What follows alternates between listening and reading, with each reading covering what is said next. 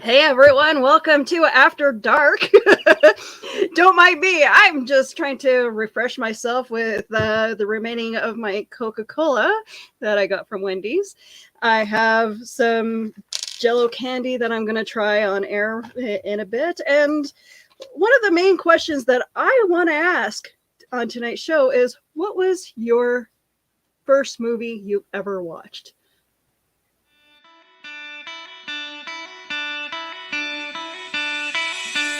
Hits like Coca-Cola, Levi Strauss, Johnny Carson and Mickey Mouse.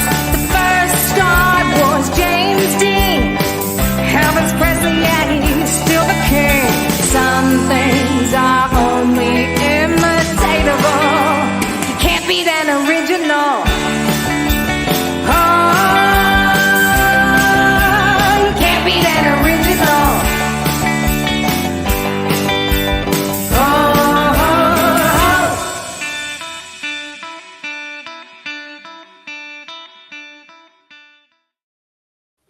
All right, we are going to have an interesting evening. Johnny, what's up? You barely join us on Sundays. This is weird. I know I'm usually doing a ghost tour or performing on Sunday nights, and this week I took this Sunday off.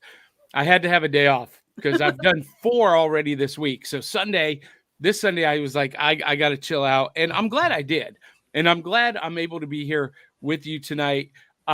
So Willow, this show, people tuning in for the first time tonight, they're like, okay. I'm familiar with Back of the Cereal Box. I know Ice Cream Queens. I know Cryptid Crunch, but what is After Dark and why are they playing the Back of the Cereal Box theme song? Well, the reason is tonight is the 5th Sunday of the month, which means we do a mashup of all of our different shows and we have representatives from different shows on the Cereal Box Network. And I'm thinking, Willow, we've been using Can't Beat an Original as the theme song for Back of the Cereal Box for a while. But really, the more I think about it, the more I feel like it's actually truly a theme song for the entire network because it describes all of our shows. Absolutely. And so we might be doing a little different Revamping? thing.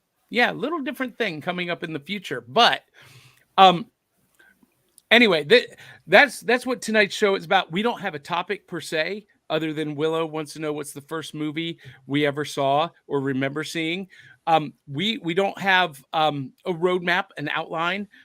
Really, you, our audience, are going to take us down the road that we journey down, and you do that by commenting in the chat. Oh no, that side of the screen, and like Eli T. Cash just commented, Willow, happy Walpurgis, the other Halloween I've just learned about. Do you know about this? I have no. That's interesting. And he left us a link for this.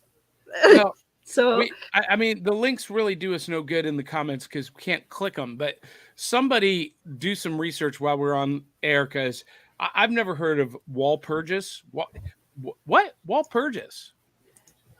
Who knows? But Willow, we've got to introduce some other members of the broadcast tonight. So we're just going to call it like this. I'm representing Back of the Cereal Box. You co-host Back of the Cereal Box with me, but you're the main host for Cryptid Crunch. We've Yep. also got another co-host of Cryptid Crunch joining us. Let's bring up Kale Hollow. You can do that, Willow. Oh, okay. Sorry.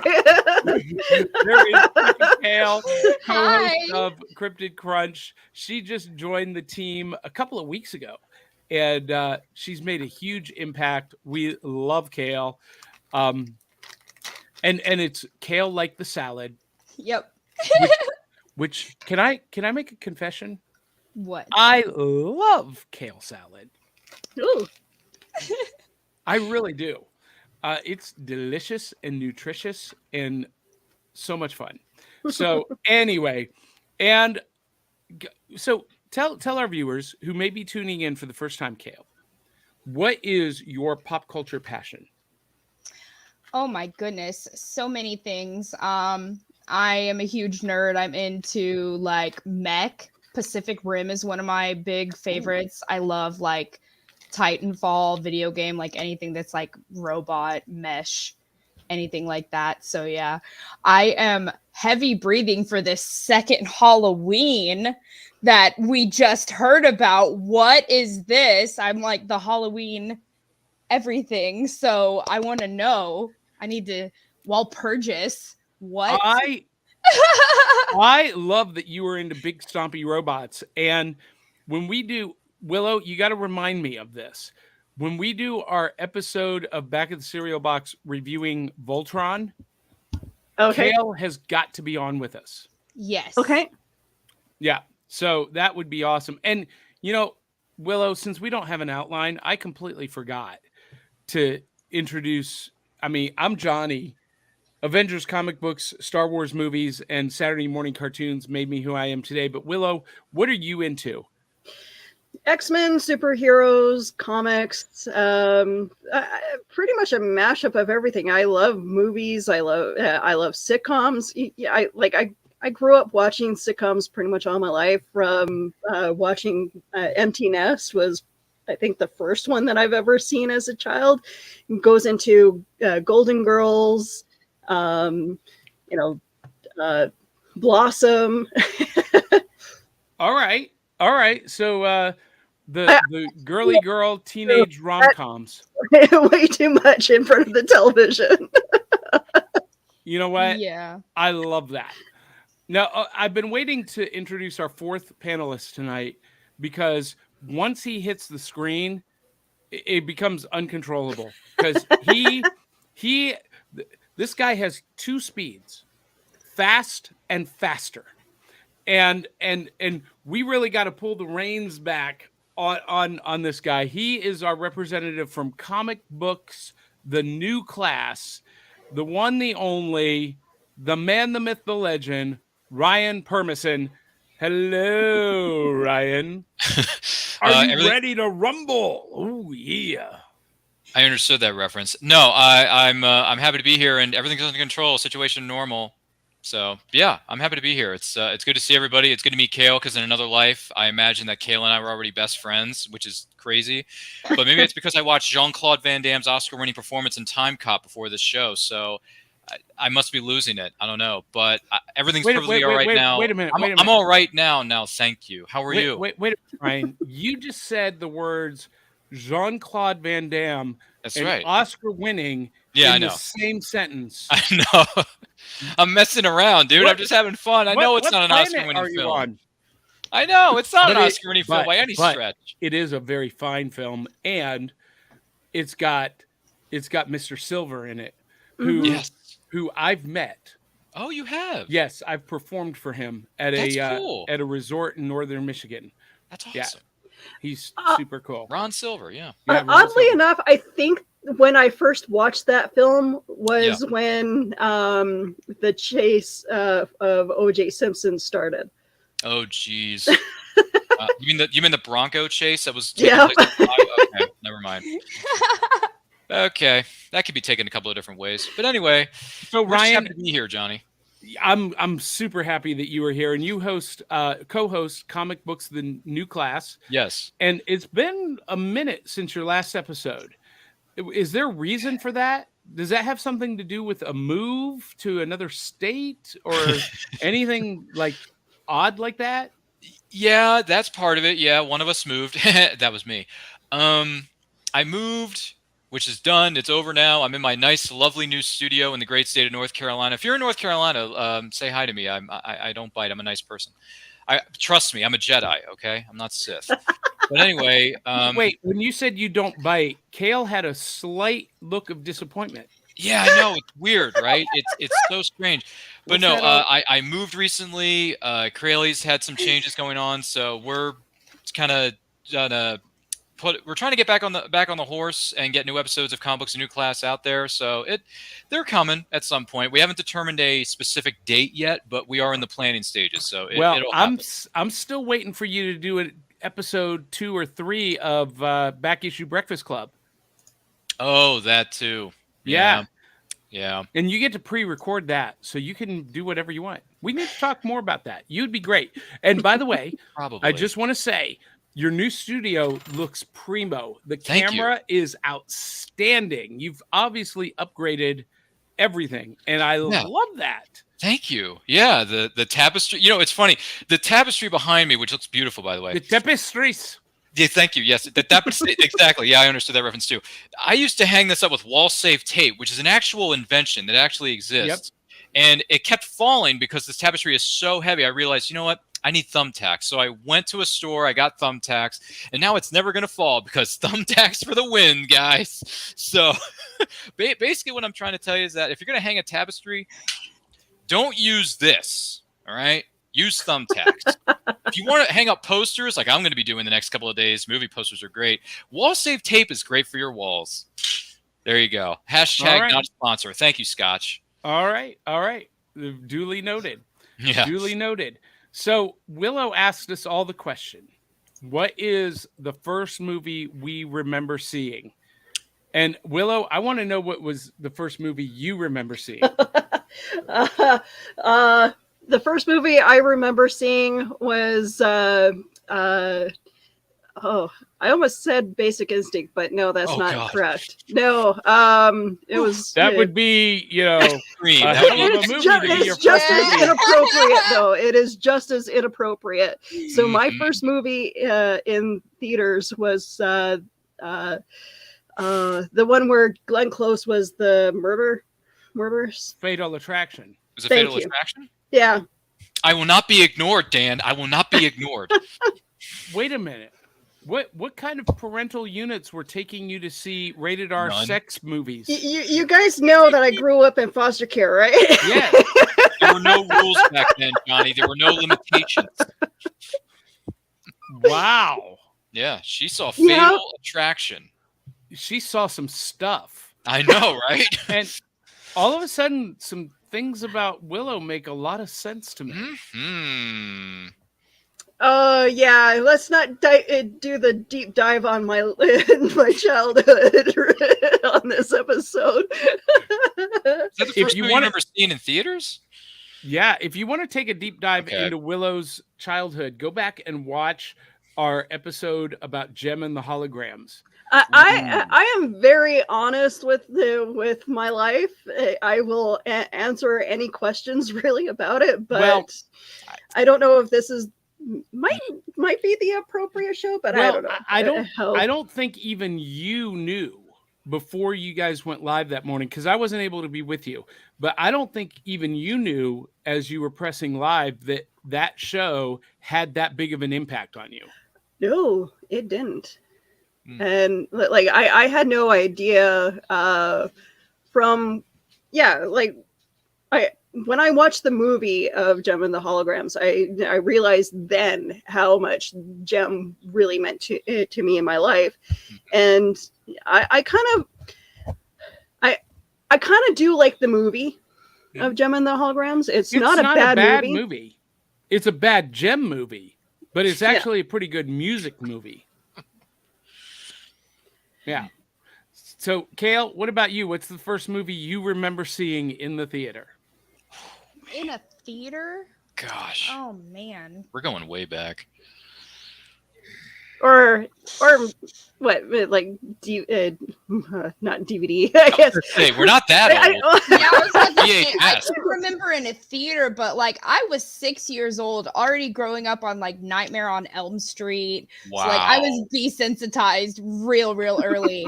Come and it's to funny Freddy. Yeah, and it's funny that you say you grew up in foster care, Willow, because I also grew up in foster care. I remember watching Basic Instinct really early and being like, what? Women can kill men after they have sex with them? Like, what is this lifestyle? Like, so yeah, that movie leaves a great impact on women. Wow. Talk about ice picks here, Johnny. Wow. What about you, Ryan? What's the first movie you remember seeing, either in the theater or on home video or TV? I'll tell you what. I'll go with both. I don't remember exactly but one of the first films I remember seeing on a wonderful format, which I still have today. It's called VHS because VHS is still cool, especially if it's a pro wrestling tape that's not available on DVD. Those are good for that. So anyway, one of the first VHS tapes I remember watching a lot of as a kid, this little small indie film. I don't know if anyone's ever heard of it. It's called Tim Burton's Batman. I don't know if anyone's ever heard of that. I mean, it's only been around 35 years, but I digress. So that was one of the first movies I remember watching on VHS. That movie was rated PG-13 for the time, but I didn't care. I loved it. I ate it up with a spoon, and I still do today. Seriously, I mean, gentlemen, let's broaden our minds. Lawrence, I mean, come on. That's life. That's how life is. Just dance around with a stick and have your boombox playing with your boys and girls playing. That's all you need. Trust. Go for Prince. Anyway, the first movie I remember seeing in the theater, though, this is going to blow everyone's mind. I was 4 when I saw this. So a little, really small indie film that had a hit song called Ninja Rap by Vanilla Ice came out. And it was called Teenage Mutant Ninja Turtles, The Secret of the Ooze. You were The 4 years Secret old. of the Ooze, man. That is a film I remember. Wait. We Yeah. got to back up. You were 4 years old when that movie came out. Yes. I hate your guts so I much. know. I know, because I am so young compared to no offense. I'm probably one of the younger bucks in this studio, but that's okay because age is just a bloody number. So TMNT 2 saw in the theater, loved it to pieces, still do to this day. By the way, we did a 30th anniversary watch along for that in 2021, which you can find on our YouTube channel at Nerd Culture Channel. # always be promoting. So that was fun, and it still is to this day. I can watch those first 2 films on repeat any day of the week and twice on a Sunday. All right. So the first movie I remember watching was in the theater. Mm-hmm. And I don't remember how old I was, but I went with my mom, and it was like the 20th, maybe 30th year reissue of Snow White. Wow. The Disney classic Snow White. I remember sitting in the theater next to my mom watching that movie. And then right alongside that, around the same time frame, we went and saw, because my family, we were a big movie going family. That was like our family tradition on holidays, and almost every weekend we were at the movie theater. And so as a family, the first movie I remember seeing is The Cat from Outer Space. My dad took the entire family to see it. It's a Disney movie, and it's about this cat from outer space that wears a collar that allows it to communicate psychically, and it gives it telekinetic powers and telepathy and all kinds of cool. But when the collar comes off, it's just an ordinary house cat, and hilarity ensues. And it was phenomenal. And around the same time, in the drive-in movie theater, Herbie the Love Bug and For the Love of Benji. It was a double feature. And Kale is looking side to side like, I've never heard of any of these. I had to look up Cat from Outer Space, and of course it has to be a ginger cat. I've heard of Herbie the Love Bug, but yeah, the other ones I haven't. This just goes to show I you wasn't how aware of young, this movie how young either, some like- of us are in the studio, Kale, and that's okay because we're still learning. Well, and here's the thing, Kale. Almost everything in my life is related to movies or TV. Like a memory is connected. So I remember every movie theater going experience I've ever had. It's like deeply ingrained in my psyche, in my soul. And I can recall intimate details about what I was wearing, what we had for dinner that night. Like the night I saw Star Wars, we had pepper steak stir fry. I wore this like maroon velvet, or no, not velvet, velour zip up shirt with this big wide black velour collar, and my I remember this to this day, like forest green corduroy tough skin pants from Sears. You guys don't remember this, but your knees would wear out before those pants would. They were reversible tough skins from Sears. Dan Hollyfield or Carl B. Witzman watching, they know what I'm talking about. They remember the reversible tough skins from Sears and Roebuck. And we went and saw Star Wars. I had never heard of it. I had no idea what it was. It was opening night in Canton, Ohio. Darth Vader walked through the door of the Rebel frigate, and I was like, I want to do that. And it set me on the path to what I do today. You've taken your first step into a larger world. Yes. Good for you, man. Dude, I wish my memory was that sharp, because I remember seeing the special editions in 97, but I don't remember what I was wearing, what we had that night before dinner, or whatever it was. I just remember enjoying the heck out of all three when they re-released them in 97. That's all I remember. Yeah. No, movies have deep emotional impact for me. Jeez. Today. That's killer. Today I was really ticked off at the world today. It doesn't happen very often. And I don't talk about it very often, but when I have the days like I had today, I got to go to the movie theater. So I went and saw Dungeons and Dragons: Honor Among Thieves, and it was pretty good. Yeah. It wasn't great. It wasn't earth-shattering. It was fun. It was a good popcorn movie. It was terribly predictable, but that's okay. That's okay. You know what we ought to do, Willow? We've got like 9 million comments. So why don't we go to viewer comments and let's see where this takes us. Okay. I love Cartoon's Commotion's thing about thumbtacks for the win. That's great. Thanks, Cartoon Commotion.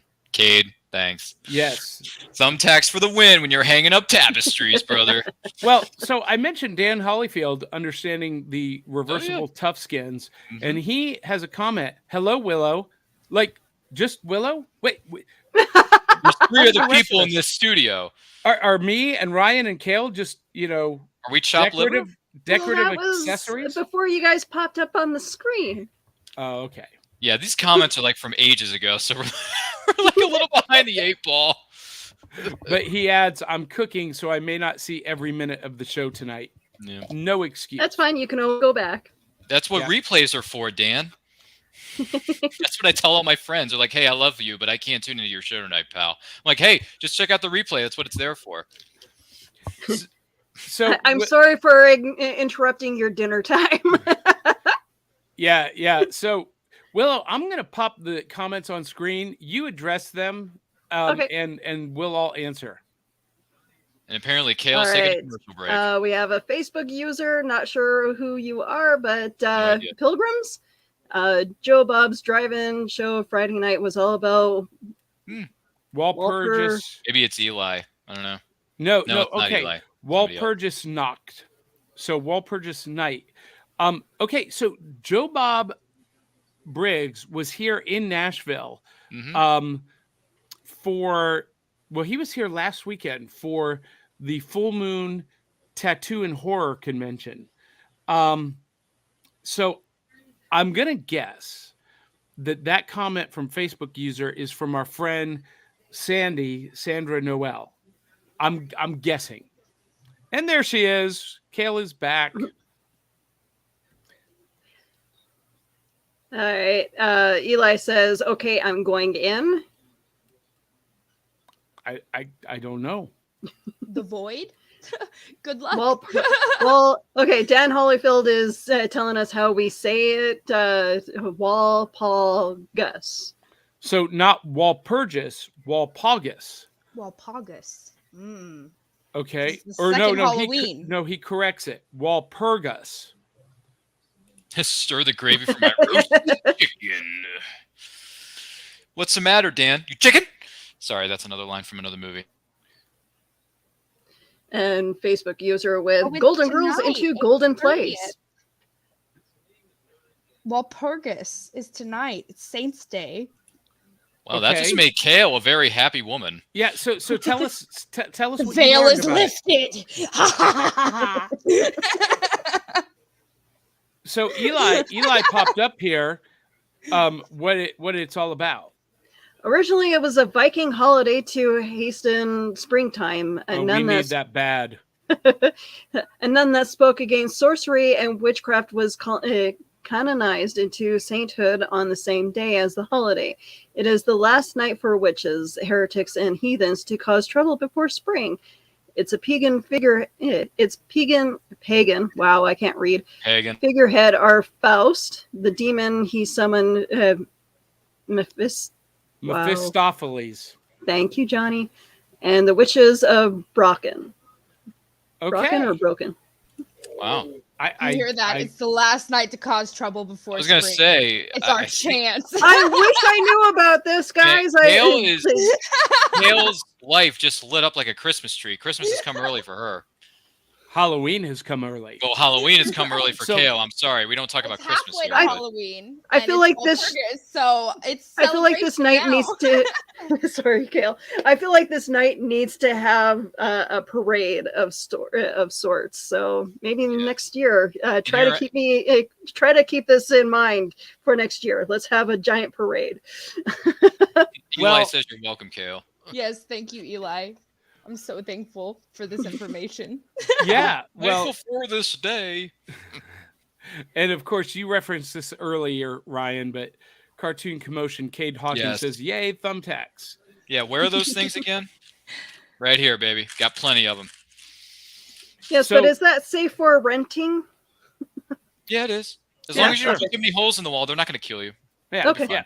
And I'm Yeah, using the wall safe tape for my posters, so we're good. I'm not Okay. going to put any more holes in the walls. And those holes, you just fill them in with toothpaste.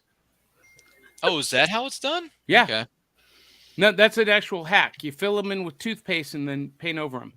I didn't know that. Yeah, the toothpaste will act as a drywall Yeah. substitute.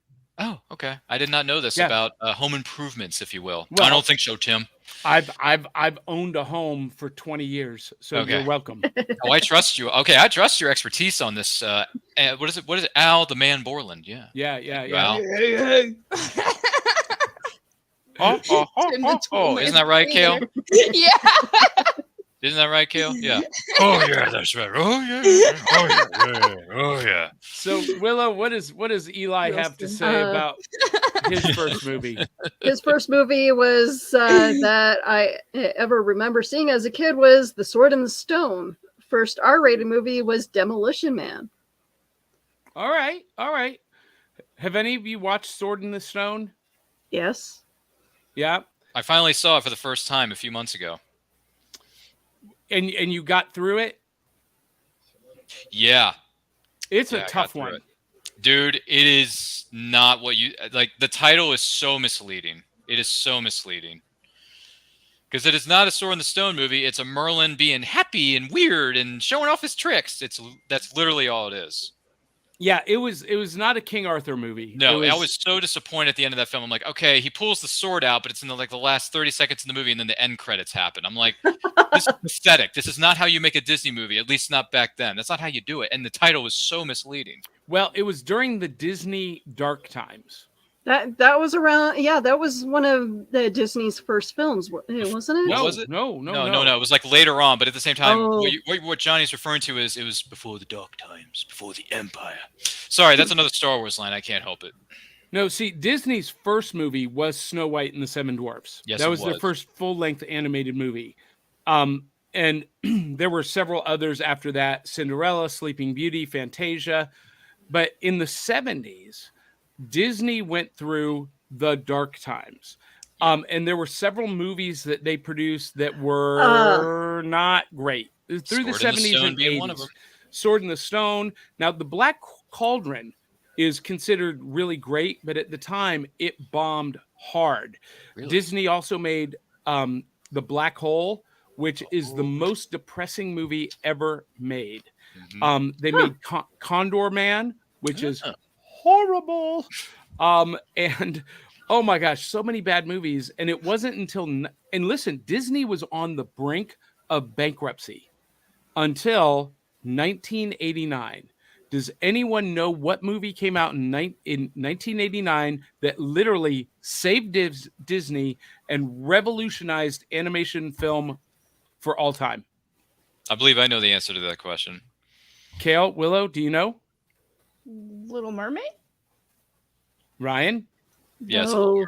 Mermaid. Yes, it is The Little Mermaid. Under the sea. Under the sea. Come on, Kale, sing it with okay. me. Under the sea. Darling, it's better. Down where it's wetter. Take it from me. Human word, it's a myth. Oh, So are you guys looking forward to the new live action adaptation of it? I'll watch it. I'll watch it when it comes out on Disney Plus in 2 months after it drops in theaters, because movies are so quick to jump on streaming these days. No. Bob Iger has says that is not going to happen anymore. And everyone has learned an important lesson recently with Shazam! Fury of the Gods, because nobody went to see that movie because they knew what Ryan just said, that it was going to drop 45 days after it hit theaters. Actually, it ended up dropping on streaming 32 days after it hit theaters because they wanted to cut their losses as soon as possible. But audiences have been trained over the last really 3 years to expect these movies to hit streaming within a couple of weeks after hitting the theaters. And it killed Shazam! Fury of the Gods, which was an outstanding movie that should have been a home run out of the park. But the movie that really showed that that's the wrong way to go and that we need to retrain audiences was Maverick, Top Gun. That movie stayed in the theaters exclusively for 6 to 8 months at Tom Cruise's insistence. It was part of his contract. And it topped over $1 billion. It's one of the 52 movies in history to do $1 billion. And the studio claims that they credit it to, yes, there was a lot of nostalgia around the movie, but the fact that they made it stay in the theaters and percolate and rack up those ticket sales over time has proven something to all of the studios. And Bob Iger, when he came back and took over Disney again just a few weeks ago, he said, the box office is too important. We're not doing this rush to streaming anymore. And as a matter of fact, they're cutting way back on original streaming content because they want audiences back in the theaters. They do not want people hanging around at home waiting for it for free. Well, I can wait another 6 to 8 months for Little Mermaid. I'm a patient man. You know, we waited this long. So well, but here's the problem with that, Ryan. You're one of several 100 million people who have said the same thing, and as a result, it has killed the financial bottom line of these studios. And what does that mean? If they're not making money, they're not making new product. So I'll go back and rewatch Time Cop again. Fine with me. No, you know? It's this vicious circle. It's like the argument that I always have about graphic novels and trade paperbacks. If people don't buy the monthly single issues, the floppies as we call them, and they just say, "Oh, I'll wait for the trade," then eventually we'll get to a place in the marketplace where there are no trades. Yeah. To each their own. You know, that's my thing. I prefer the paperbacks. I prefer to wait for the movie to drop on a streaming service. That's just how I feel about my movie watching habits or my reading habits, what have you. But that's just me. I can't speak for everybody, but that's just me. It's a soapbox issue for me. Can you tell? Yeah, no, I couldn't. But it's fine. To each their own. But Kale, Melissa McCarthy as Ursula, the Sea Witch. Does this not look like the role she was born to play? I'm really excited to see what she brings to it. I know that people are not excited about like what live action Sebastian and Flounder look like, but like part of the magic is like bringing it to be like, this is actually what could be real for like sea life for kids and things like that. So like, I get it. I just kind of go into everything with like a positive outlook and say like, okay, let's just take this for what it's going to be and just look at it as if The Little Mermaid never existed and this is the first time I've ever seen this masterpiece. So, you know, I just try to appreciate everything for what it is. But I'm really excited to see what they do with it and how it turns out to be. Now, Willow, are you like me? Did you have a crush on Ariel? I can't say I did.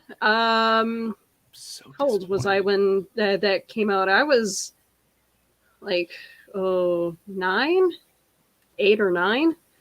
And I had just like moved to my grandparents' place around the time that movie came out too. So, yeah, I don't know. I don't think it was until like later on in the 90s that I started getting crushes on cartoon characters. So, Well, that's funny. And Cade at Cartoon Commotion has this to say. cartoon movie adaptations are challenging. Very few can totally capture the spirit of the show's Scooby-Doo movies. It did its best, really. Of course, that's my take. I feel that too. Like the Scooby-Doo movies were fantastic. I also agree and with what very Cartoon well Commotion done with the said cast. later. Where Cade says VHS is still totally cool. It should make a comeback. Have you seen, everybody, how much some of those classic VHS tapes sell for on eBay? Abandonware is huge for like vintage collectors and things like that. Like you go on the eBay auctions and the Goodwill auctions, and it's just out of this world. Yeah. See, I have an issue with using eBay as a means to judge how much things are worth. Mm-hmm. Well, you're not wrong about that. Yeah, because people can set their own prices of what they think their value is. Yeah. But there was a VHS movie, and I can't remember what movie it was. I want to say it was a Disney VHS tape that sold for $25,000 on eBay. That was on an open auction. It wasn't a set buy now price. I can't remember what that was, and I can't imagine why. See, okay, here's my issue with people saying that using eBay as a price range for items, when an air guitar can be sold for hundreds of dollars. An air guitar, like. So some of the People- original Disney artwork on VHSs, they claim have like hidden things in them. And so like that's why they're not reproduced anymore. So if they're original and intact, they're not like available. So that's why they can sell for the price that they can. Oh, you mean So- like the phallic symbols in the palace on the Little Mermaid poster? Exactly. So if you own the original copy of that VHS and it's no longer in print with that cover, you are now a valuable collector of that VHS item. By the way, for everyone watching, Disney has an exclusive right now with Walmart. They just reissued their entire animated movie catalog Mm-hmm. in anniversary edition steelbooks, Oh, available only at Walmart. that's pretty cool. Steelbook Blu-rays. and Might have to get a DVD few of packages. those. Yeah. I might pick up the Disney Robin Hood. Mm. It's my favorite version of Robin Hood, and it is my all-time favorite Disney movie. I think I should get the Beauty That and is the a really cute one. Yeah. Mhm. Hey, speaking of Dan Holyfield, I think the first movie I saw not on TV was The Jungle Book, original animated movie at a That's a great- drive-in, and my parents took us to see. That's a good film. That's a really good classic. yeah, I saw that in the theater as well. It's one of the Yeah. better ones. I honestly don't recall my first movie at a drive-in. I've never even been to a drive-in. That's Ooh. the sad thing about my life. Yeah, Wish you we need to still change had our that. drive-in. I know it's weird, right, Johnny? I've been around movies for 3+ decades, and yet I've never been to a drive-in theater and actually watched a movie via drive-in. Well, so that was one of the best parts. One of the few good things about the pandemic is that drive-in movie theaters made a huge comeback. Mm-hmm. And in some places, Walmart converted their parking lots into drive-in movie theaters. Wow. And so we started going to the drive-in almost every weekend. That's where I saw Sonic the Hedgehog. That's where I saw Trolls World Tour, which I hated. That's where I saw Morbius. I love going to the drive-in theater. I really do. It's just a super fun experience. And Ryan, I'm going to recommend that you do it. You're going to love it. If you guys have never been into to drive-in movie theater, go find one. They're popular again all over the country. Yeah, probably should be one here in North Kakalaki, where I am. So I'll have to do some Googling on that. Yeah. My city has a tendency to use parks for just like sitting and watching movies. Yeah. And the problem with that is we have mosquito season coming up, and it's not fun when mosquitoes are that big. Well, don't they spray for them? There is nary a mosquito in Nashville, Tennessee. Well, now, everyone's when we have walking a around with health lung nut, cancer, but there are no mosquitoes. when we have the health nuts going crazy and telling us that we should stop because it's killing their plants and the bees, our city has a tendency to listen to that. Yeah, every major city in North America has a summer movie series in the park. So go out and support that. Hey, Eli T. Cash saw The Cat from Outer Space on Disney Plus. Around the same time he discovered Zorro. Oh, deal. OMG. I am not outnumbered anymore. I'm not alone. DL. Hi. Oh God, it's screaming. What's that? Oh yeah. You and I, first of all, everybody, this is DL Memphis. I love the ears of the Ice Cream Queens, a phenomenal show here on the Cereal Box Network. She is a phenomenal cosplayer, the cosplay pinup, or the pinup cosplayer. Something like that. I don't even know anymore. Anyway, not only my favorite cosplayer, my favorite pinup model, and DL and I are of the same generation. So DL, I've been outnumbered here with Kale and Ryan, not like looking side-eye like, what is Johnny talking about? Drive-in movie theaters? And, that caught my attention. That's why I jumped on. I was, honestly, I look like a hot mess. Please bear with me. I have been at a con in my Catwoman gear all day and just, okay, it's really hot, but I'm sorry. I'm a little squirrely. Bear with me.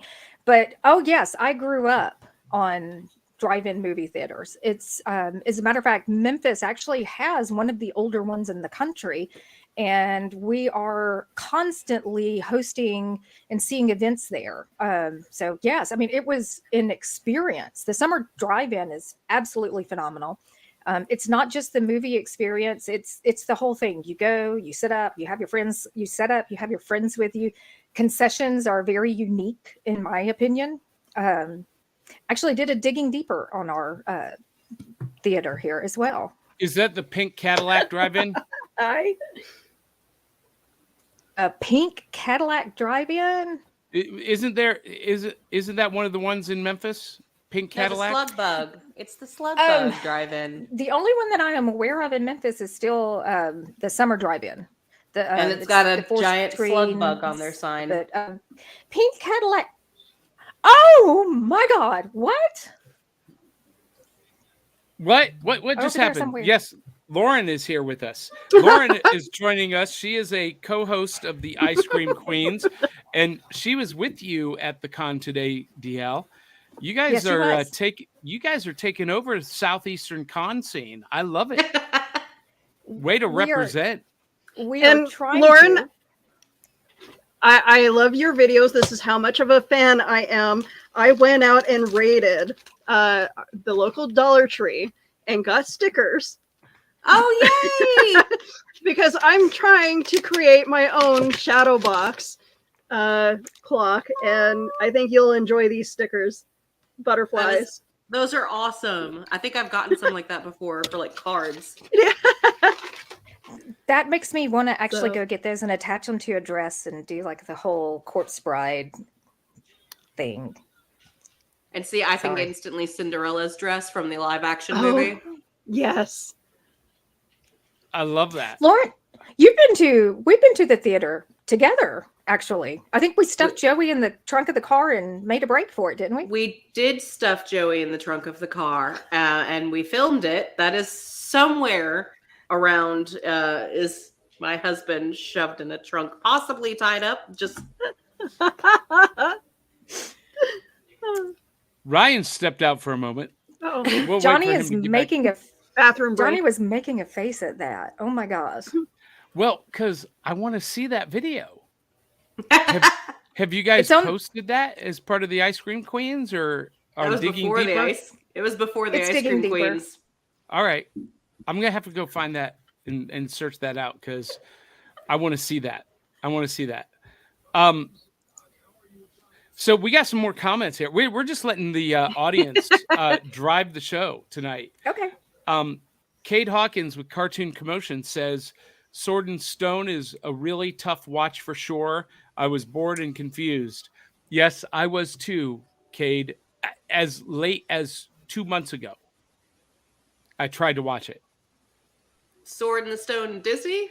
Yes. And he says, wait, maybe it was Black Cauldron I saw.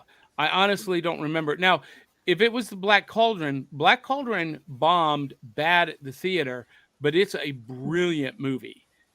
You would not be bored and confused by that. The only thing I can remember from Sword of the Stone is Mim, which I want to cosplay one day. I love her. But the duel between the two of them as they're jumping into different animals and such, that one is the only scene I think I remember. So, DL. Yes. Toy Robot Visual Arts comments, DL is now officially an award-winning pinup. You won the crowd favorite, the viewers' favorite award at the Betty Page pinup contest here in Nashville, Tennessee, 2 weeks ago. Yes, this past weekend. Yes, not yesterday, last Saturday. Yeah. Yes. Wonderful event. So a lot of people don't realize that Betty Page is from Nashville. She went to high school at I know I'm going to pronounce this wrong. Fogg Hume. Hume Fogg. Hume Fogg. Thank you. And the historic marker is actually set up outside of her high school. We were in town for the marker and got kind of pulled into the pinup contest the previous week when I was in town for the tattoo horror convention that's there. So, but yes, I did. That was a lot of fun. I haven't done that in a hot minute. You guys, DL, Lauren, I don't think you're old enough to go down this trip with DL and I, but one of our viewers, Zentron, posts this comment. I still use Betamax for some things. Ooh. Oh, that's a deep cut. Yeah. They still make it? I know that some things kind of never completely. Betamax is still used in broadcasting formats, like television broadcasting. That I did not know. Ryan, did you watch anything on Betamax? Do you know no, what Betamax I'm a lot is? younger than that, so no Betamax. It was VHS, DVD, Blu-ray, and then Blu-ray became 4K, but I don't really care much for 4K because Blu-ray is good enough. Everything looks better in blue anyway because blue is my favorite color. What's up? I'm wearing navy blue. So, yeah, that was my format. Well, see, Sony has a history, and it started with Betamax, not sharing their products with other companies. Really? Yeah, that's why VHS became so popular. I did not know that. No wonder Sony had the Sony leaks 15 years ago when all their secrets and dirty, filthy skeletons were out of the closet. There's other reasons VHS was more popular, but I don't know if that's show okay to talk about. No kidding. That's just, they made deals with very adult entertainment that other places would not, and hence why they were like, oh, they're flying off the shelf. Gee, I wonder why, y'all. That was three-part reason, really. Sony did not play well with other companies. The Still doesn't. The adult film industry was embraced by VHS, and VHS tapes were like 80% cheaper than Betamax. Yeah. Hence why maybe the adult film industry adapted VHS. Maybe I don't know. No kidding. Interesting. Nice The work, more Sony. you know. I know. And Seriously, I knowing didn't is know half the Sony battle. was that sick and twisted. Man, they've made some bad decisions over the years, including those Spider-Man spin-off movies that nobody asked for. So So Zentron says there's old tapes of the Rescuers. Speaking of the artwork, Kale. excuse me. There are old tapes of the Rescuers where there are bare-breasted women in one of the windows. It's not on the artwork of the poster. It's actually in the movie. In one of the screen caps. Yep. No That's kidding. one of the known Disney secrets. There's one in Aladdin where he's on the balcony and he says, like, supposedly teenagers take off your clothes. All kinds of the Little Disney Mermaid. sex secrets. Yeah, we talked about that one before, about the cover art, the phallic symbols in the There's castle. the Lion King with. There's a Lion King with the dust in the wind. That one was The debunked. Sex and the Stars. That was the- an that- accident. I assume, Well, no, but- it wasn't an accident. It wasn't spelling the middle initial was not an E. It never fully formed. It was SFX. It was the team who did all of that work. They were trying to like give a little nod to themselves, like SFX guys, and didn't work out well. It just blurred too much. So yeah, that got lumped in with it. But yeah, if you look up like Disney secrets on like Snopes or anything like that, there's a huge list. Oh yeah. Wow. The House of Mouse Fun wasn't little always clean. thing, Not at all. Not at all. The Little Mermaid cover, I actually have that VHS Oh, you still got it, from huh? years Okay. and years With- and with- years ago. With the Yeah, multiple I used to phallic work at- symbols. Yes. Yes. I used to work at Blockbuster Video. So everything that when they would go on sale, when those were new releases, I like have stacks and stacks of VHSs. I hate to say it. So No kidding. Every By night the was way- a blockbuster night for you. That's awesome. I feel like two my free career movies in a a movie. night. I think I should have had a much longer career in the movie selling industry, but I worked a little bit in Jumbo Video, and that was like part-time job. That and yeah, that that ended up becoming me cleaning the boss's home. What was y'all's movie? What was the movie you would go to Blockbuster and rent over and over and over again? Mine We're was gonna be Q. here a while.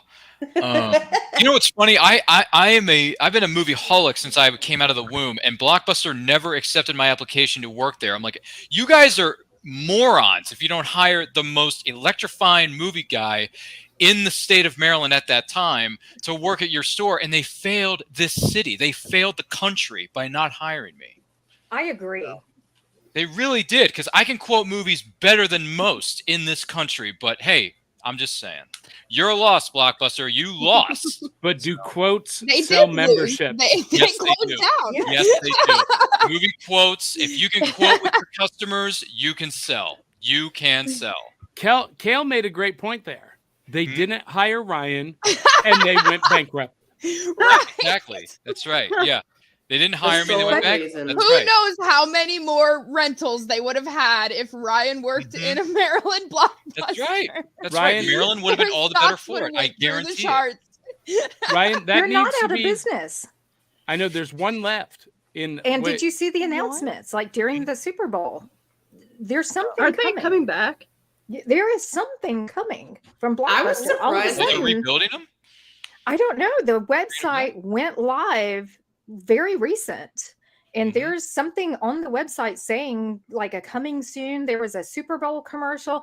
And it so I don't know. I'd be curious to find out anybody's thought on that. I'm surprised they didn't go the Redbox route. When Tell I you saw what. Redbox popping up, I was like, "Oh, Blockbuster's down." If they You guys- build a Blockbuster in North Carolina where I am right now, I'll be the happiest motherfracker on the planet. I'll tell you that right now. I'm just saying. You know, speaking of DVDs, I read an article the other day that said Netflix, I think by the end of May or June or something like that, was going to stop sending their last DVDs in the mail. Yes. And I was like, My God. I didn't even know that was still a thing. Yeah, I didn't even know it was getting still a that thing either. Oh my Like, gosh. what? I was a Netflix DVD subscriber for years. It was awesome. It was awesome. And I loved getting DVDs in the mail, and you got 9 at a time. And so I had like this queue of several hundred. And when you sent them back, they automatically sent out the next one in your queue. The queue, yes. It was and GameFly was like that too when you get the games. Yeah, yeah. Now you want to hear something heartbreaking, Lauren? This is gonna destroy you because you mentioned Redbox. A friend of mine started Redbox. No kidding. And he invited me to invest in Redbox. It was only $25,000 to become a part owner. Oh, only. Okay. But 25G. Never mind that I didn't have. It's not a lot, but never mind I didn't have $25,000 at the time. I said out loud with my mouth, "Are you crazy? Nobody is going to line up in the snow and the rain to get DVDs from a kiosk." They do it every day. How bad are you kicking yourself over that one? This is my face. As much as Blockbuster kicked themselves for many, many years after Netflix decided to become a streaming service. That was a huge man. If I were sitting at the executive table with my blue and yellow shirt, I would have told him, "Dude, you got to get in this Netflix thing. It's gonna happen." Right here, Ryan. That's a quote in and of itself, says Cartoon Commotion. Blockbuster should have hired Ryan. Yeah, they're probably going to go the Toys R Us comeback style where they come back in other stores. But Ryan, here's what you need to do. You need to put that on your resume. When you're talking to potential employers, say, here's what happened. Blockbuster did not hire me and they went bankrupt. It's true. By the way, I love his background as Blockbuster colors. Thank you. Yeah, it's great, isn't it? Single-handedly responsible for putting Blockbuster out of business. It's perfect. My tapestry is perfect. It's so nice and fancy. It's great. Now, we've been holding on to a slight little announcement for the Cereal Box Network. Oh, really? There is another new show in development by my good friend Blake Wilson, who Blake Wilson accompanies me to comic book conventions. He's my backstage right-hand guy.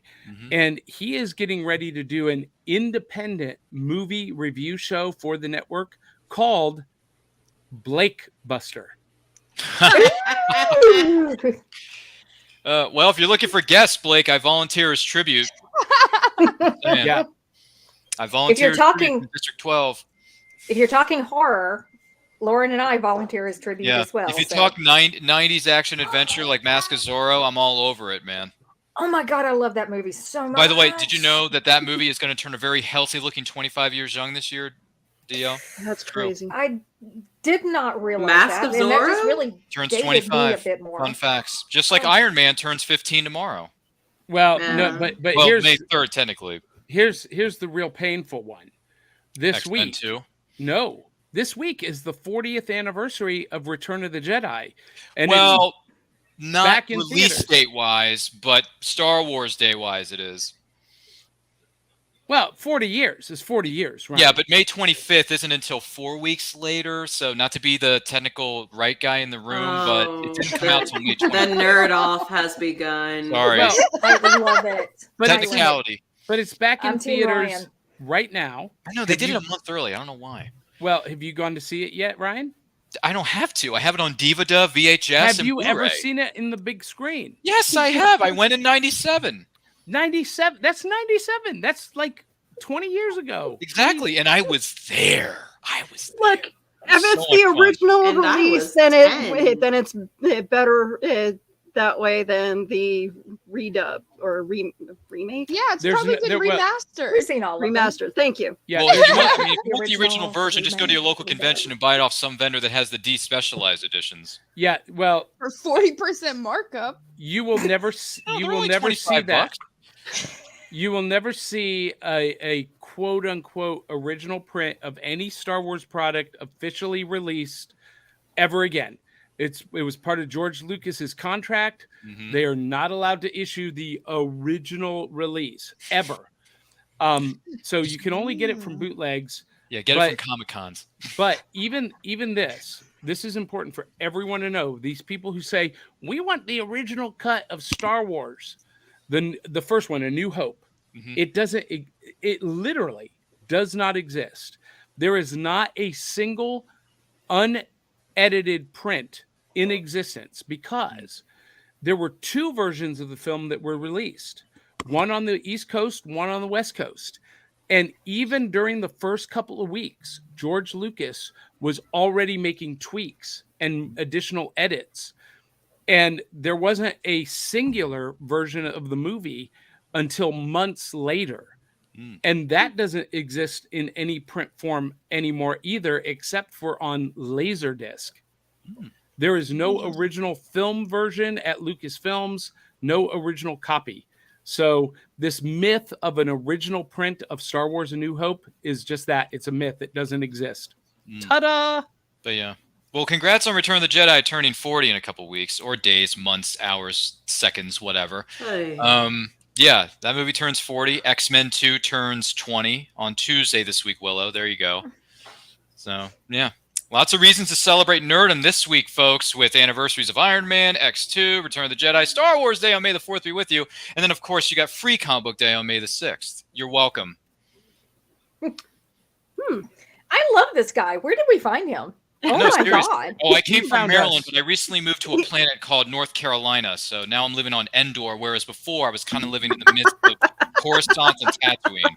So DL Ryan, he is a 2-timer. He's on one network with Nerd Culture and I quote, and then he's on the Serial Box Network with Crayley hosting Comic Books: The New Class.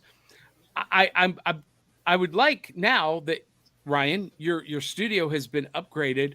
Now I might start campaigning hard to just have you consolidate everything in one place. I'm just saying. I'll have to redecorate my bloody room. Cross that bridge when you get there.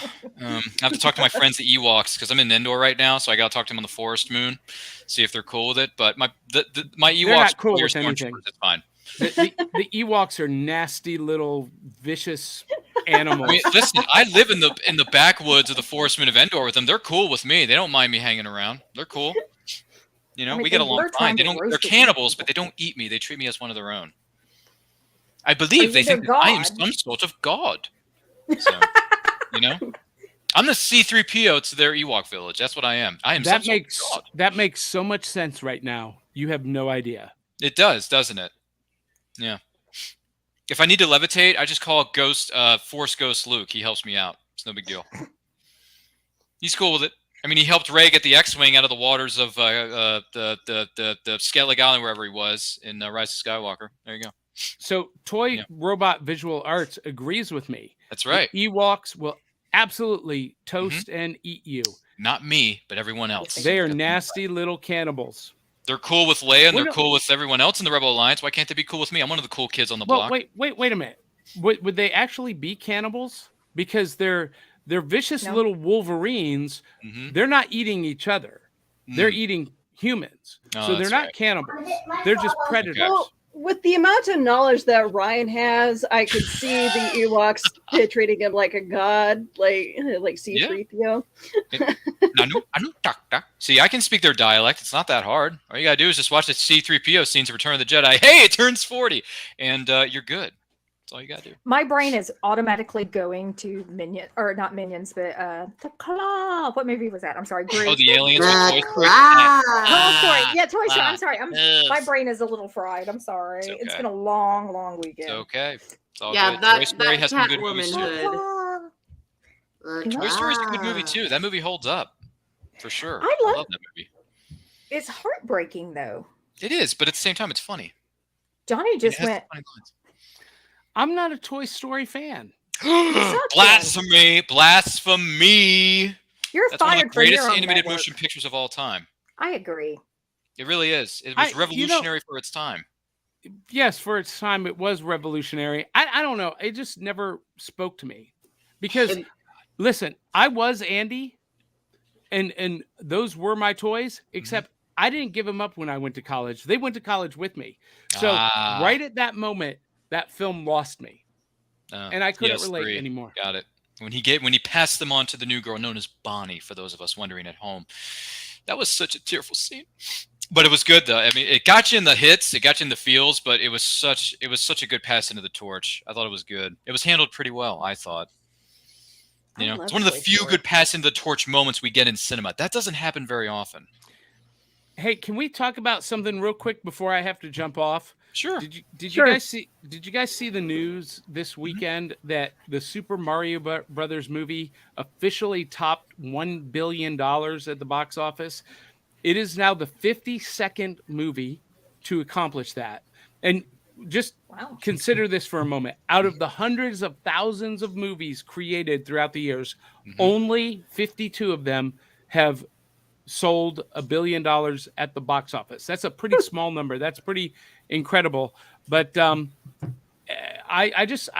find that interesting. And I looked at the list of the $1 billion topping movies. I was about to ask, what are they? What other movies could possibly be on there? Well, so Avatar, Titanic, Fast and the Furious movies. There is one Fast and the Furious movie on the list. There is one. Which one was it? I think it's Fate of the Furious. Oh God, that movie. But it topped $1 billion. All of the Avengers movies did $1 billion.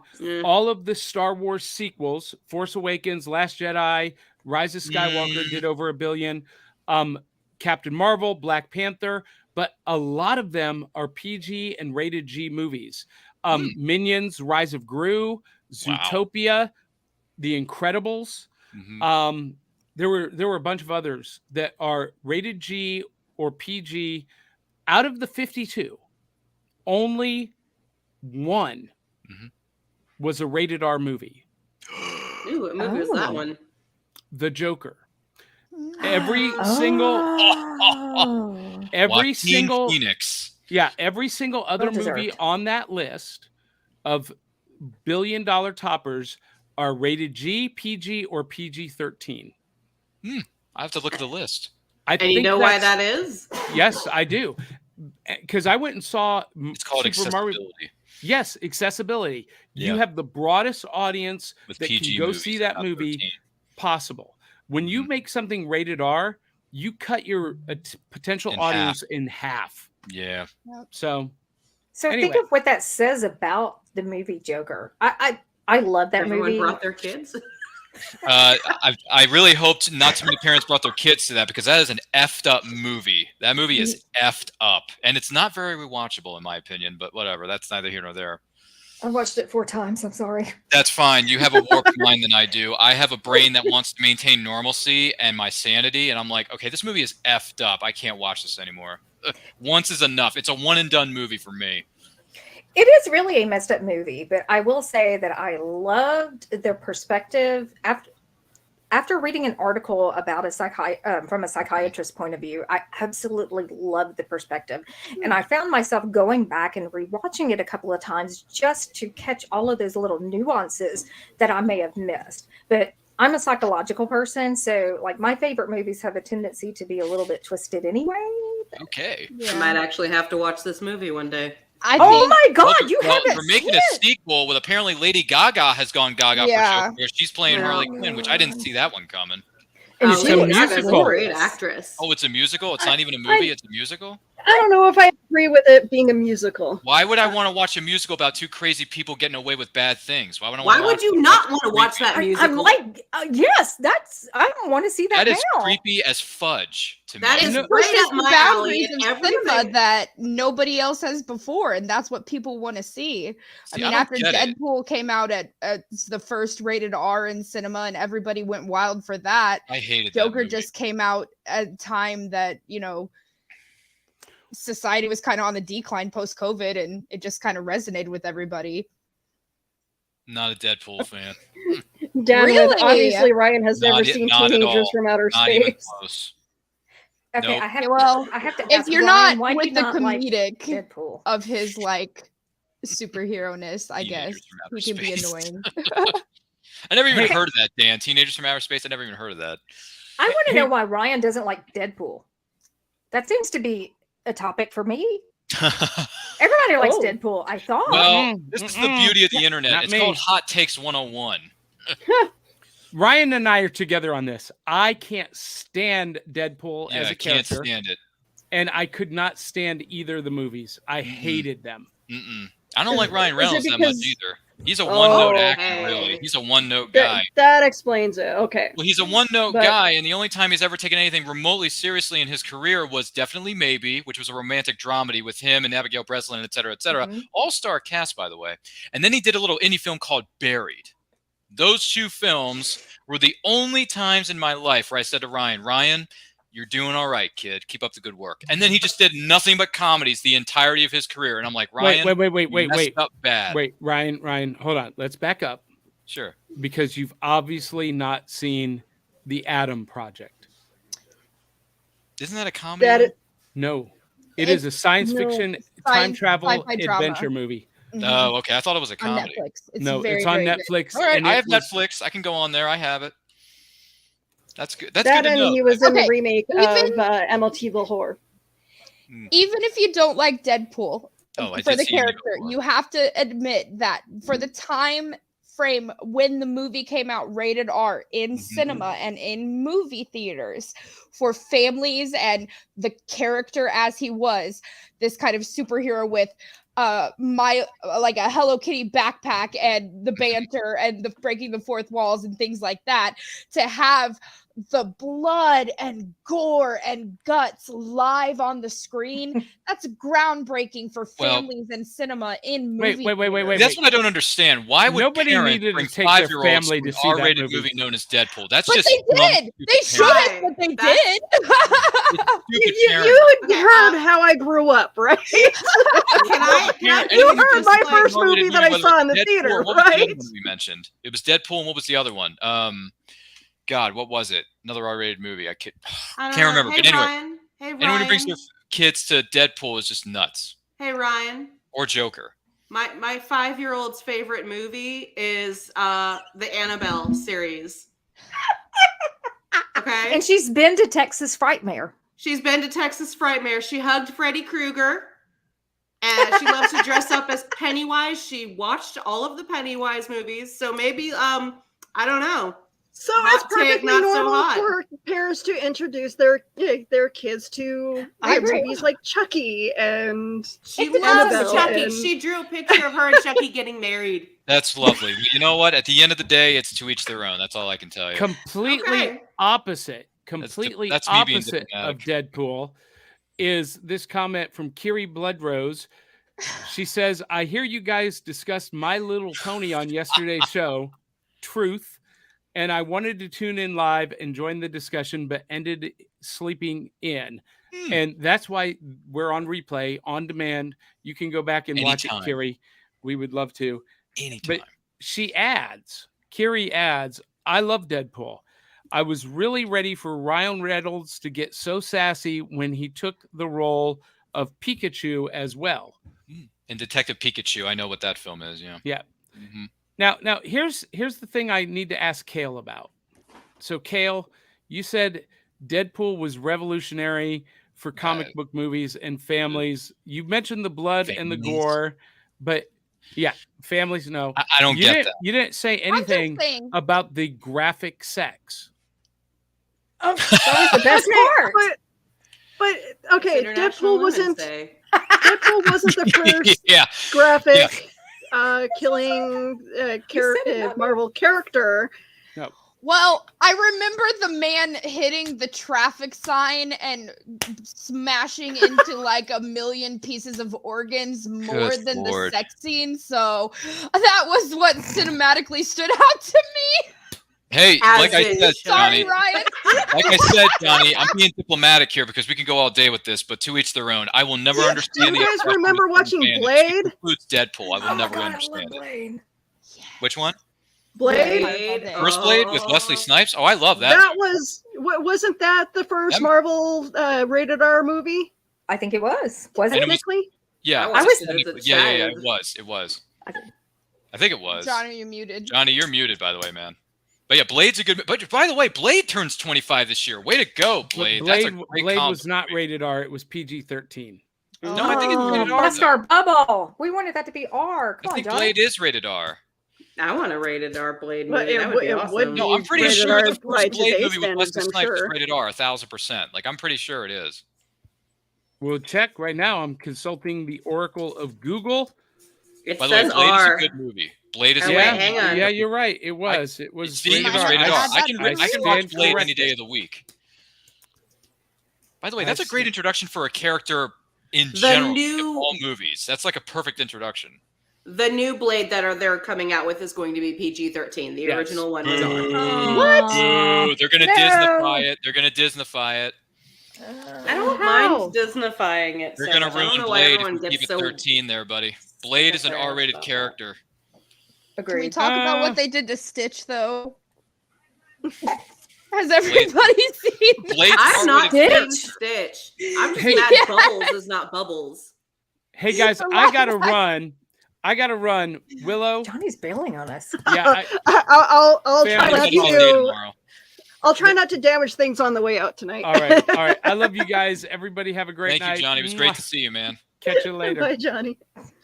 Great to see Johnny. Man, he tries to be the matter of diplomacy around here, but here, hey, that's where I come in. But yeah, no, Blade being PG-13 is wrong beyond all measure. How can you not make a Blade Agreed. movie R? It has to be R. It has to be.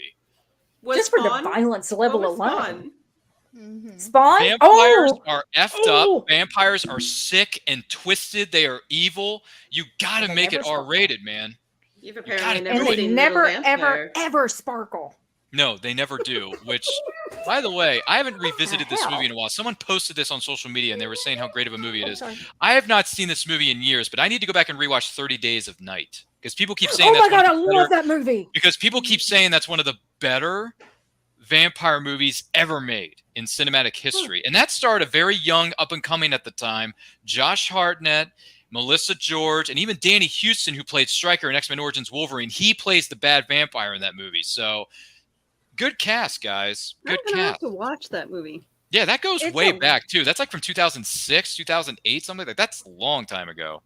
That's a great movie. It's I agree. It is probably one of the best vampire movies I have ever seen. And one of the things that I really loved about it, I'm sorry, did I interrupt? I didn't. No, mean to- go ahead, because I have another vampire movie I want to ask if you've seen or not. Near Dark? Yes. No, not that. No, God. no, Oh not my that one. But God. I'll tell you. I'll ask Perfection. Dio when she's finished making her lovely point. So the one thing that I really liked about 30 Days of Night was the Yeah. blood patterns on the Mhm. face. Everyone was a little bit different, and that was absolutely just kudos to the makeup department for doing that. It was something that really caught my attention and stood out. But the movie itself was phenomenal. Mm. Okay, what's the Did vampire you, ever, movie? did you ever see Ethan Hawke's movie Daybreakers?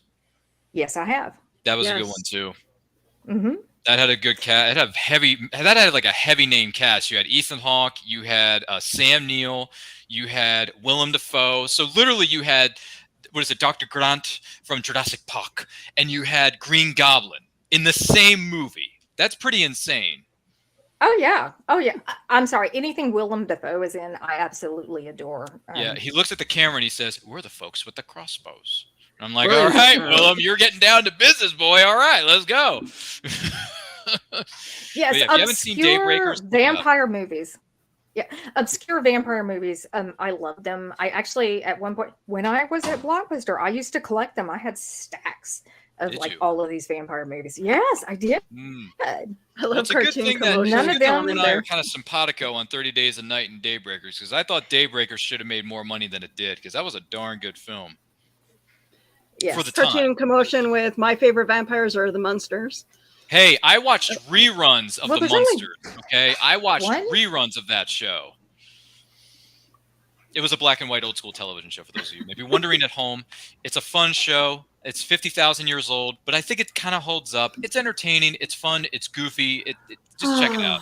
Okay, Brian, so you're lucky I can't kick you right now. Hey, Hurting me. listen, age is a bloody number, okay? It's just a bloody number. That's all. Y'all, DL recently, this past year, cosplayed as Lily Munster.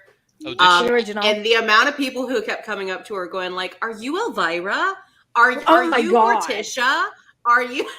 Oh, they didn't know that I you was were cringing. actually It the was character cute. from the show. They didn't know that you were the No. character. Okay. It was a great cosplay. It's spot on. Well done, cosplay. DL. See, she's only don't even know 25. where And to go she's been with doing that. this for years. It's amazing. That's right. That's right. DL's only 25. 25. Oh. It's 25th amazing time. to me. Yeah. It was I'm trying to earn 9 favor with all the panelists on set. That's what I'm doing. You're doing very 9:21, well. y'all. Compliments never hurt. You're welcome. Hey, I don't know if anyone noticed this, but I was wearing a hoodie earlier, but I had to take it because it was getting a little too HOTTTT in my studio. But I need space for more books. That's what I need space for in my studio. I got so many books nowadays. It's ridiculous. You know, I have this weird thing now where I collect more books and actually read them. It's weird.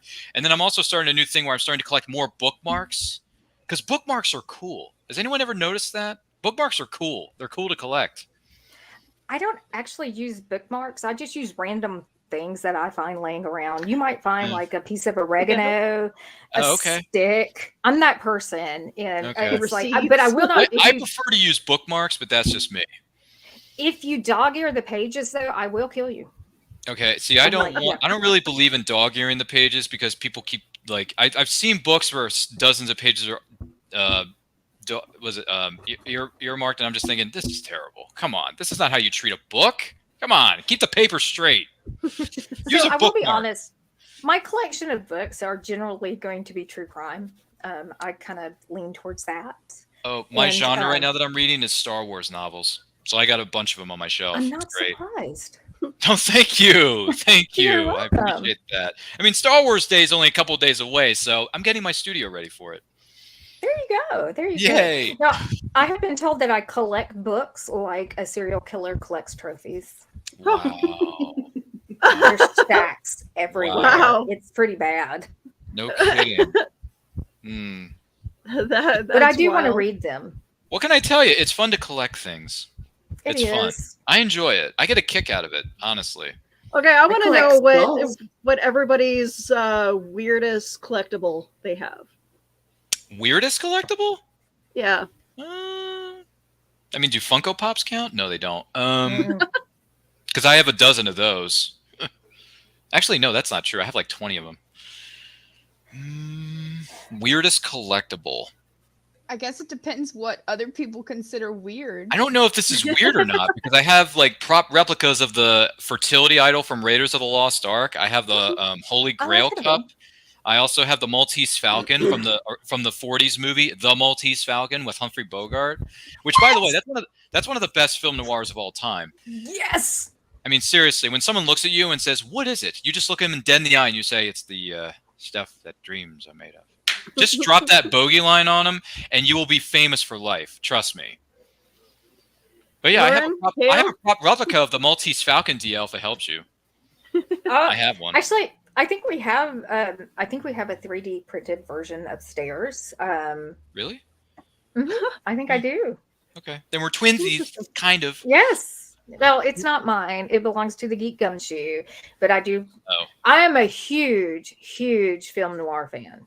Ooh, really? You know what? I just bought this series of films. It's a 10 film noir collection from McKay's Bookstore. # always be promoting. And it has 10 different film noirs in it, and I've watched 6 or 7 of them now. Some of them are really good, like the ones with Veronica Lake in them. Oh, And Alan Ladd. Oh my God, those two together, woo! They steam up the screen. Veronica Lake. I looked at her the first time I saw her in that first movie. I can't remember what it was, but I'm watching. I'm like, who is this woman? I mean, honestly, she is a gorgeous-looking woman, and she can act incredibly well. Oh God, yes. Veronica Lake is incredible. I love. Yes. Yeah. Oh God, I love her. Oh my God. Film noir is fantastic. Hence the reason I love the Maltese Falcon so much. Oh, what was another one? To Catch. I don't know if this is film noir necessarily, but To Catch a Thief. I don't know if that counts. Hey, there it is. There's the Maltese Falcon. It's the stuff that dreams are made of. That's what that is. 1000%. I love how it's mentioned and appears. It's and like if you have not seen the Maltese Falcon, it is streaming on HBO Max. # not a sponsor. It is Now I gotta streaming, figure by out the where way, to put Kale. it. You might want to write this one down. Oh, thank you. one of the greatest movies ever made, in my opinion. I mean, Bogey's been in so many great films, but like Maltese Falcon and Casablanca are like two of the all-time greats. Oh yeah. At least in my opinion. Can't speak for everybody. All right, Lauren, Kale, what do you guys have for weirdest collectible? Wall safe tape, maybe? Does human skulls count? Yeah, sure. Horror movie memorabilia. I have a lovely medical spine over in the corner. You know, just general motherly things. How did I miss that? The spine? Yes. Really? Will you bring me my spine? Is it over there? Is it on camera 3? We'll go get it. Aria Someone purchased get the it. first wet specimen at the recently. Really? Yeah, my youngest child, who is 17, just purchased 17. a wet specimen. Yes. Wow. Didn't you go to an oddities convention just recently? I did. It was this Saturday. Oh, how was it? It was awesome. I actually picked up a couple of goodies from some cryptid artists, and it was really awesome. I had a great time looking around at all the art. So it's great. Yeah. I see what Johnny said in the chat. I wish Winnipeg had stuff like that. That sounds like a place that I would love to go. One of the weirdest things that I have in my house is a lamp, a deer head lamp. I love it. I don't know why it's there. I have no idea what the story behind it is, but I thought you were going to say the leg lamp from A Christmas Story. It's fragile. I thought of buying one of those, but it's too small for the actual for it being like this the actual lamp. It's fragile. Just remember to pronounce that word right. It's not fragile. It's fragile. Yes, it's Italian. It's Italian. Thank you. I was wondering when that was going to come in, Lauren, but thank you. Thank you. By the way, Willow, that was a funny comment that Johnny put in the chat. I just noticed it in the private chat, not the public one. Oh, yeah. Funny. I mean, I'm fine, Johnny. I haven't gone off the rails yet. I mean, you know, I see pretty calm, cool, and collected over here, but you know.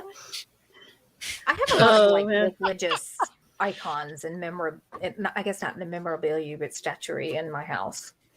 Lots of it. There's crosses and the Virgin Mary and all kinds of stuff, and a lot of Day of the Dead stuff. So. Okay. I have 3 portfolios full of 11 by 17 posters because I don't have enough wall space. That's why I keep them in portfolios. That's not weird. I know. I'm sorry. I don't qualify to be weird in today's category, but you know, I got portfolios full of different movie posters, and yes, some of them do include film noirs. I mean, I got. You're gonna have to make a collage out of your room there. No, I got the Universal monster movie posters like Creature from the Black Lagoon, the Wolfman. The Invisible Man with the Incredible Claude Rains. Yes. Yeah. Oh, what was the other one he did? Hitchcock's Notorious. That's a good one too. Oh God, anything Hitchcock, but on a Rope is my favorite. I haven't seen Rope yet. Oh, sacrilege. I am a Hitchcock fan, but I have not seen that yet. My favorite Hitchcock film, at least for the time being, that of the dozen or so films that I've seen of his, Rear Window. Oh, okay, all right. I love Rear Window. I'm curious, what do you think of the remakes of it? Oh, there are remakes of these? I didn't know that. Rear Window was Disturbia with Shia LaBeouf, right? Wasn't Shia LaBeouf? See, here's the thing. I do like Disturbia. I do, but the fact is, nothing's going to beat Rear Window. So the originals are always better than the remakes anyway. So I like Disturbia personally. I do. I can rewatch it once in a blue moon. Although Shia LaBeouf, I know you're watching this. I prefer to watch you in a little indie film called Eagle Eye. Eagle Eye to me is severely underrated. That is a great action political thriller. If you have not seen Eagle Eye with Shia LaBeouf when he was sane and the very beautiful and talented Michelle Monaghan, go and watch that movie. Your mind will be blown. Just saying. But yeah, Hitchcock, I haven't seen any of the Hitchcock remakes, I don't think, other than Disturbia, so I can't comment on that. Although I do like Hitchcock's Rear Window, The Birds, Psycho is one of the greatest of all time. Oh, yeah. What's the other one? North by Northwest is okay. It's not as good as some of his other ones, but Yeah. Dan says the Birds was really disturbing to Dude, me as a child. The Birds is messed up, but at the same time, it's a good kind of messed up. Like, what if Birds went cuckoo for Cocoa Puffs and just started attacking everybody? That's a good what if scenario in today's world. That is a great what if scenario. So there is an episode of Hitchcock that a lot of people have kind of commented on to me recently. That is a episode that they never replayed. It's like they played it one time, and I'm trying to remember the name of it. But it was it was the series, and it was a carnival magician who hired an assistant who was a bit learning impaired, and basically it was too gruesome because he saw the magician's girlfriend, wife in half. Yes, it was one of those that aired once and never aired again, and I'm trying to remember the name of it. I'm drawing a blank. You know, that would be a fun topic for an entire show. Episodes that were aired, no, just any kind of show. Episodes that were aired and then pulled, or never aired again, or waited years later. Sign me up. That is a fascinating topic. There are actually horror films where they were so convincing in their prop work that they got called to investigate the scenes, and they were like, how did you recreate these murder scenes? And they were like, they had to show them how they did the scenes. Yeah, so that I agree with that one. That would be a good one. That would be fun. That's a little odd, but okay. That's a fascinating topic. I'm just saying. Yeah. We'll have to write. Yeah, someone will have to write that down. There are Italian masters of horror that have created films that have been investigated. And they're like, how did you create these murder scenes? Is this real footage or is this fake? Yeah, like if you're not a huge horror buff, it's crazy. I'd have to look it up, but yeah. I don't know if this is true or not, but I saw this movie when it first came out back in theaters. This wasn't something that came out on later on DVD, respectively. But when I first saw the first Paranormal Activity, I actually thought that was like 100%. Like the footage was found after the couple had died, and they pieced it together and they made it into a movie. And I'm like, dude, I actually felt like I was watching actual people get killed, like demon possessed and actually killed, like, especially the last 5 minutes of the movie where he gets pushed up against the camera and the camera tripod falls and the camera's like on its side, right? And then what's her name? Kyla, I think is the female kid. She crawls in and then she makes those devil eyes and she eats the camera. And I'm like, what did I just see? Did I see like an actual murder take place and she like destroyed the camera because she didn't want any evidence to get out or something? Like I literally thought that legitimately was real. And then someone told me later, it's like, oh, no.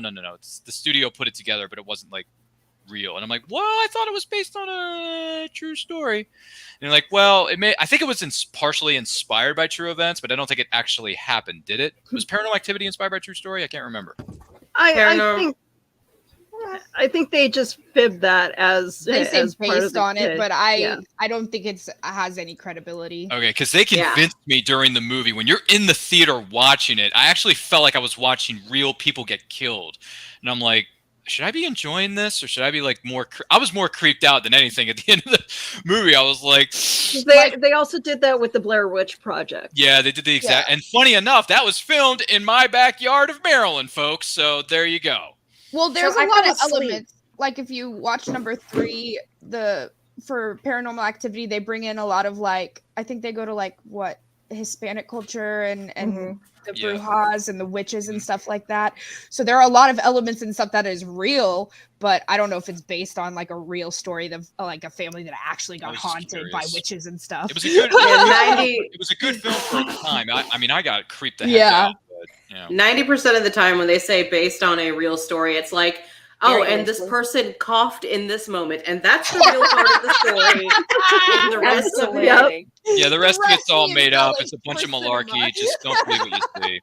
Okay. I really hate to say this. I fell asleep watching Paranormal Activity the first time. I mean, I was like, yes. Man, I was creeped out the whole 85 minutes, even though the movie, I think it was like an hour and a half. But man. My creep factor is like way up there, though. I just showed it to my kids and they said it was boring. Oh, okay. Okay, here's the thing. When you, in my opinion, like surveillance. When you watch certain movies in a theater, that makes all the difference. If you're watching it at home, you can be bored out of your mind. But when you're in a crowded theater with 300 other moviegoers that are feeling the same vibes that you're feeling, it's like, oh man, this is it's a communal experience. That's what it is. That's why we get all hyped up when the Avengers movies came out. We were losing our minds. When the X-Men movies came out, I mean, we were losing our mind. All these different comic book movies and like action movies came out. We were like blown away, and the theater was like doing fist pumps. We were yelling, screaming, and hollering. And I'm like, dude, I want to be in this movie. Like, I want to be in the scene with Zorro. By the way, fun fact. Well, not fun fact, but just dreamy sequence. When Zorro and Elena are fighting in the barn in the Mask of Zorro, we were like, dude, can we be on set for this scene, please? Because we were losing our minds. I was like, Catherine Zeta-Jones, who are you and what is your phone number? Like, honestly, we were losing our minds. That woman came out of nowhere and she lit up the screen like nobody's business. Actually, she was musical and Broadway and dance and stuff before that, but I guess. And and she's still kicking tail today. She's doing it in like what was she? She plays Morticia in Wednesday. Like she's on the National Treasure series that should have been National Treasure Part 3 with my good friend Nick Cage that they never made. You idiots! But you know, hey. Ever since Entrapment, I lost my mind during Entrapment. Yeah, ever since Entrapment, my husband has been just enthralled with her. Believe me, 1998 and 1999, boys and men all over the world were crushing hard on Catherine Zeta-Jones. Not just boys and men. Okay. Hey, listen, if women are doing it too, that's fine. 2 weeks to run. I'm just saying. But yeah, it was great. She was wonderful, and she still is to this day. She's still kicking tail. Good for you, Catherine Zeta-Jones. Still freaking hot. No, yeah. She's had a lot. I mean, everyone has trials and tribulations, but she has gone through them. She has overcome those challenges, and she's still kicking tail today. So my hat's. I'm not wearing a hat right now. But my hat's lady who could do the musical numbers that she did in Chicago while pregnant. Yeah. Oh, she was pregnant. I just watched that again. Wow. Yes. I did not know that. Well done, Catherine. Well done. So I'm dying, kale. Is that correct? Am I saying that correct? Just like the salad, kale. What? Okay, I'm seeing all of the Halloween behind you, and I'm absolutely loving this. She's a big horror fan. I kind of got the feeling she was a horror fan. But eats, sleeps, and breathes creepy crawler horror. Here's a little bit of a preview. My house is kind of like a museum. So in other words, come by? Do the Sanderson sisters? She's my co-host. You can't have it. Do the Sanderson sisters come by and say "amok, amok, amok, amok," and you punch her in the stomach? I wish. I absolutely love it. I collect vintage Halloween. So anything that is, it's like I go all over the country collecting vintage Halloween bits. And so I absolutely adore. Yeah. Now I'm in my Day of the, this is my music room. So everything in here is Day of the Dead.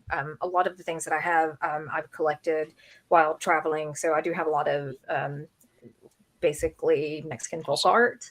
Yeah. And Memphis is filled with incredible artists. So anytime that we can go out and support local, we definitely do. But yeah, this is cello. I should pay a visit one day and visit all these artists. I hate to say it, y'all, but it is 39 minutes past. All right, I guess we should in the morning. I have children. I have to send a husband to bed so that he can get up early in the morning and make us money. You have to tuck him in, sing him a song. Or is he just going to flip on the TV and be like, all right, honey, I'm going to rewatch the second X-Men movie because it turns 20 this week. Get away from me. I'm good. He's been watching SEAL Team, so he's good. He's watching SEAL Team with Angel himself, David Boreanaz. Okay. Cool. All right, Ryan, where can people find you on social media? Okay, so when I'm not insane and being a man of diplomacy and being the man of reason, also known as Qui-Gon Jinn in Star Wars, even though I shaved my beard this morning. Sorry, Qui-Gon. You can follow me on Twitter and Instagram at RyanRPM5. Follow us at Nerd Culture Channel. We got a whole bunch of stuff coming your way very soon, including the 15th anniversary of I Am Iron Man and X2 X-Men United on Tuesday, May the 2nd. We're going to do something for Star Wars Day on May the 4th to be with you because Star Wars is great, etc., etc. So check us out there.